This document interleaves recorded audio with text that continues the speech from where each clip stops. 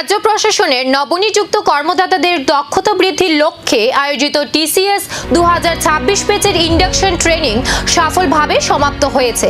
আগরতলা প্রজ্ঞা ভবনে অনুষ্ঠিত হয় প্রশিক্ষণের সমাপনী অধিবেশন। সিপার্ডের উদ্যোগে এবং ত্রিপুরা সরকারের সাধারণ প্রশাসন বিভাগের সহযোগিতায় এই প্রশিক্ষণ কর্মসূচির আয়োজন করা হয়। প্রশিক্ষণে প্রশাসনিক কার্যক্রম, সরকারি পরিষেবা, আইন কানুন ও উন্নয়নমূলক কর্মসূচি বাস্তবায়ন নিয়ে প্রশিক্ষণ দেওয়া হয়।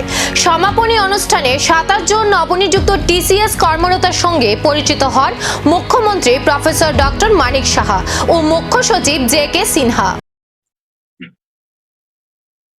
আরেকটা বিষয় যেটা আমাদের সরকার বা ডিসিশন নিয়েছে অলরেডি, যে ট্রান্সপারেন্সির সরকার, যত বেশি স্বচ্ছ থাকতে পারবেন তত বেশি কিন্তু লাভ হবে।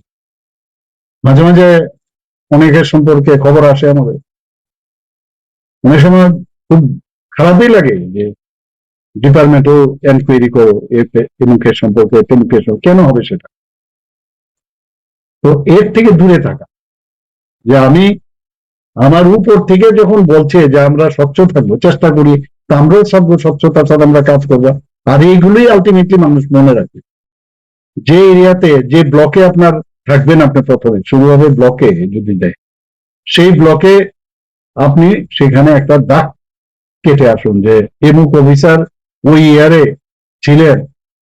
এবং অনেক সময় দেখবেন যে কোনো টিচারকে যদি ট্রান্সফার করি বা কোনো ডাক্তারকে রাস্তায় বসে যায় যে এই স্যারকে এখানে যেতে দেবেন, আপনারাও এরকম করুন, এইরকম কাজ করুন। নিশ্চয়ই ভালো অফিসার রয়েছে, তবেই তো আপনার সম্পর্কে বলছে যে ওনাকে ট্রান্সফার করতে পারবেন না।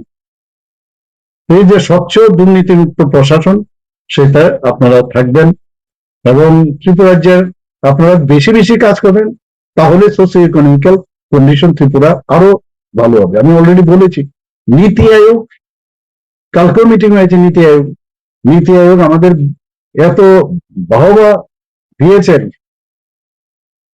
যে বিভিন্ন এখন 3-4টা বিষয় আমরা ফোকাস করছেন এখন, বিশেষ করে আমাদের পর্যটনের উপরে, আমাদের এডুকেশন, মানে প্রশিক্ষণ পর্ব শেষ, এবার প্রশাসনিক দায়িত্ব পালনের পালা। নজর থাকবে নতুন কর্মদাতাদের কাজের দিকে।